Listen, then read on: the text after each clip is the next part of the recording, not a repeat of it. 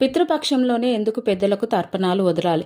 మహాభారత యుద్ధంలో వీరమరణం పొందిన కర్ణుడు తన జీవితంలో అన్ని దానాలు చేసినప్పటికీ స్వర్గానికి వెళ్లిన తర్వాత తినడానికి తాగడానికి అన్నపానీయాలు ఎందుకు దొరకలేదు? మన భారతీయ పురాణాల్లో పితృలు అంటే మన పూర్వీకుల ఆత్మలు, తల్లిదండ్రులు, పెద్దల ఆత్మలు. వారు మన జీవితానికి రక్షణ, వరం ఇచ్చే శక్తిగా ఉంటారు. వారికి తగిన పూజ చేయకపోతే ఆత్మ సంతృప్తి చెందదు, భవిష్యత్తులో కష్టాలు కలుగుతాయి. భాద్రపద మాసం కృష్ణపక్ష పాడ్యమి నుంచి కృష్ణపక్ష అమావాస్య వరకు ఉన్న కాలాన్ని మహాలయ పక్షం లేదా పితృపక్షం అంటారు. ఇది పితృదేవతలకి అత్యంత ఇష్టమైన కాలం.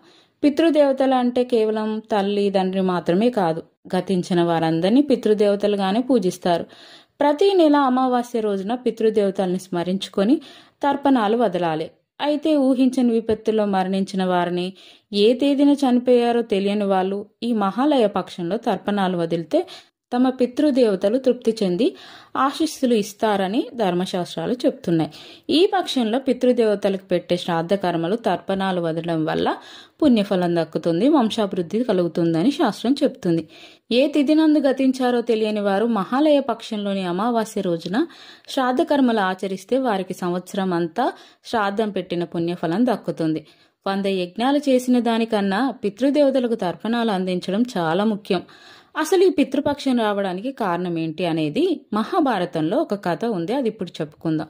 మహాభారత యుద్ధంలో వీరమరణం పొందిన కర్ణుడు స్వర్గానికి వెళ్తాడు. అక్కడ ఆయనకు దాహం వేసి నీరు త్రాగడానికి నది వద్దకు వెళ్తాడు. అతను నీటిని తాకగానే నీరు బంగారమయమవుతుంది. అలాగే కొంచెం ముందుకు వెళ్ళగానే మామిడి చెట్టు పండ్లతో కనిపిస్తుంది.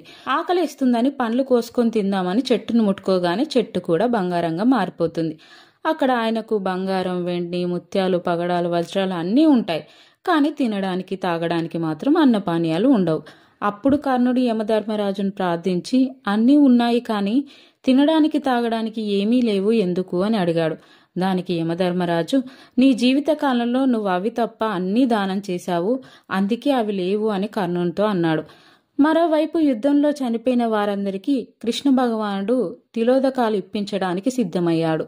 బ్రాహ్మణులను పిలిచి పేర్లు చదివించాడు. ఇటు పాండవులు అటు కౌరవుల పేర్లు చదివినప్పుడు తమ వారైతే వారికి తిలోదకాలు వదిలారు. కర్ణుడు పేరు చెప్పగానే ఎవరూ ముందుకు రాలేదు. అక్కడే ఉన్న కుంతీదేవి ఏడుస్తూ కర్ణుడు తన కుమారుడే అన్న నిజం చెప్పింది.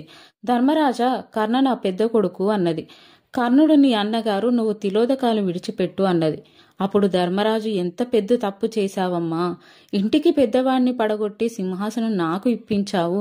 మీ వద్ద రహస్యం దాగడం వల్ల ఇంత అనర్థం జరిగింది. కాబట్టి ఆడవారి నోటిలో నువ్వు గింజ నానినంతసేపు నిజం నిలబడి ఉండుగాక అని అన్నాడు. అందుకే ఇప్పటికీ ఈ శాపం వల్లే ఆడవాళ్ళ దగ్గర రహస్యాలు దాగి ఉండవు. ఇదంతా పైనుంచి చూసిన కర్ణుడు, నాకెవరూ లేరు కాబట్టి నేను కిందికి వెళ్లి ఉపకారాలు చేసి వస్తాను అని యమధర్మరాజును కోరాడు. ఆయన దానగుణం చూసిన యమధర్మరాజు కర్ణుడిని అనుగ్రహించాడు. భాద్రపద మాసం కృష్ణపక్ష పాడ్యం నుంచి కృష్ణపక్ష అమావాస్య వరకు 15 రోజులు భూమి మీదకి వచ్చిన కర్ణుడు చలివేంద్రాలు, అన్నగోళాలు పెట్టి ఉపకారాలు చేశాడు.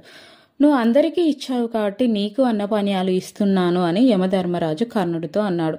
అప్పుడు కర్ణుడు, ఇలా ఉపకారాలు చేయకుండా వెళ్లిపోయిన వాడిని నేను మాత్రమే కాదు, చాలా మంది ఉన్నారు.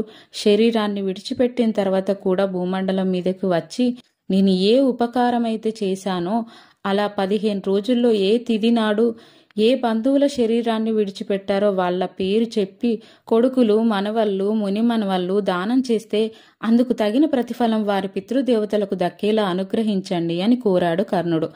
అందుకు యమధర్మరాజు అంగీకరించి తదాస్తు అన్నాడు. తల్లి, తండ్రి, పెదనాన్న, బాబాయ్, ముత్తాత చనిపోయిన తిథి తెలియని మహాలయ అమావాస్య నాడు శ్రాద్ధకర్మ చేయొచ్చు. మన పూర్వీకుల పేర్లను స్మరించి ఆ రోజు స్వయం పాకం, ద్రవ్యం, కనీసం ఉదకదారను విడిచినా ఆ ప్రతిఫలం వారికి చేరుతుంది. లోకాన్ని వీడిపోయిన వారికి ఉపకారం చేయగలిగే ఏకైక రోజు పితృపక్ష అమావాస్య లేదా మహాలయ అమావాస్య. ఇదండి పితృపక్షానికి సంబంధించిన కథ. ఈ వీడియో కనుక మీకు నచ్చినట్లయితే వీడియోని లైక్ చేయండి, మీ ఫ్రెండ్స్కి షేర్ చేయండి, మా ఛానల్ని సబ్స్క్రైబ్ చేసుకోండి, పక్కన గంట సింబల్ వస్తుంది నొక్కండి, నోటిఫికేషన్ ఆల్ సెట్ చేసుకోండి.